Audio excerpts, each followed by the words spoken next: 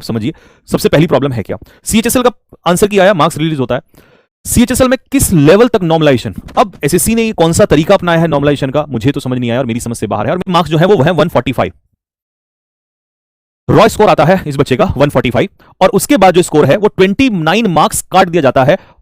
तो आप मुझे बताइए लगभग 30 नंबर अगर किसी बच्चे कट जाते हैं तो क्या वो सिलेक्शन में रहेगा? इसका मतलब वो सिलेक्शन की रेस से बाहर हो चुका है। कई सारे लोग कहेंगे कि ये तो सबके साथ ही है, मैं उस पर भी आऊंगा अभी। ये बच्चा कहता है सर मेरे 32 मार्क्स जो है वो कम हो गए हैं, यानी कि आप ये समझिएगा 138 मार्क्स इसके थे और अब फाइनल स्कोर जो बचा है वो 106। और ये किसी एक बच्चे का नहीं है, ये तमाम बच्चे जो लगातार मैसेज भेज रहे हैं। देखिए आप सभी को पता है कि मैं किस पिछले टाइम में किस दौर से गुजरा हूं, शायद बहुत बार मैं ये चीजें ना नहीं ले पाया हूं क्योंकि काफी टाइम से मैं नहीं भी सामने आ रहा हूं, क्योंकि मेरी खुद की सिचुएशन भी ऐसी नहीं है, ठीक है। लेकिन जब चीजें सर से पार चली जाती हैं तो आना पड़ता है। अब इसमें पहला सवाल तो ये है, ये बच्चा क्या डिसाइड करे कि उसे कितने मार्क्स लाने पड़ेंगे, और इसमें बच्चे की क्या गलती है कि जिस शिफ्ट में वो पेपर हुआ उस शिफ्ट में पेपर इजी आ गया। मान लीजिए मेरा 7 तारीख की कोई मीटिंग है, 7 तारीख कोई शिफ्ट है, उसमें पेपर मेरा इजी आ गया, और 12 तारीख की कोई शिफ्ट है और इसमें एक बच्चा बैठा जो उतना अच्छा नहीं है, ठीक है, और यहां पर एक बच्चा है जो बहुत ही अच्छा है, ये कई साल से तैयारी कर रहा है, इसका लास्ट अटेम्प्ट भी हो सकता है। इजी के दम पे आपने इसके मार्क्स जो है वो घटा दिए।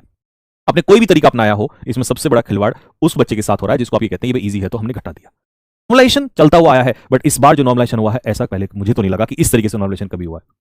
और अगर इस तरीके से नॉर्मलाइजेशन चलता रहा तो सवाल यह भी उठता है कि वो बच्चा कैसे ये डिसाइड करे या कैसे अपने आप को समझाए कि मैं 2026 के लिए तैयारी करूं, और 2026 की तैयारी करने पर मेरे साथ फिर से ऐसा नहीं होगा। क्योंकि ये तो कोई भी शॉर्ट, अगर मान लो कल को बच्चा 160 नंबर ले आए, और देखो 160 नंबर लाने के लिए 40-40-40 लाना पड़ता है, और आपको पता है चारों सब्जेक्ट में 40-40 लाना आसान नहीं है, और 160 नंबर लाने पे भी आप 40 नंबर घटा लेते हो, 120 पर लाके छोड़ देते हो तो बाहर हो जाएगा।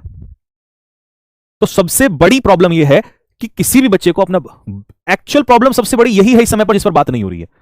सीजीएल वाले बच्चे बोल रहे हैं कि सर क्लासेस तो स्टार्ट होंगी ही, लेकिन उससे पहले इसके बारे में तो विचार किया जाए। सीएचएसएल वाले बच्चों के साथ ये हो गया है और ये न जाने कितने बच्चों के साथ होने वाला है। अभी दिल्ली पुलिस का रिजल्ट आने वाला है, अभी देखिएगा हंगामा और होगा। तो सवाल बहुत जेन्युइन है, यह है मेरा पहला पॉइंट।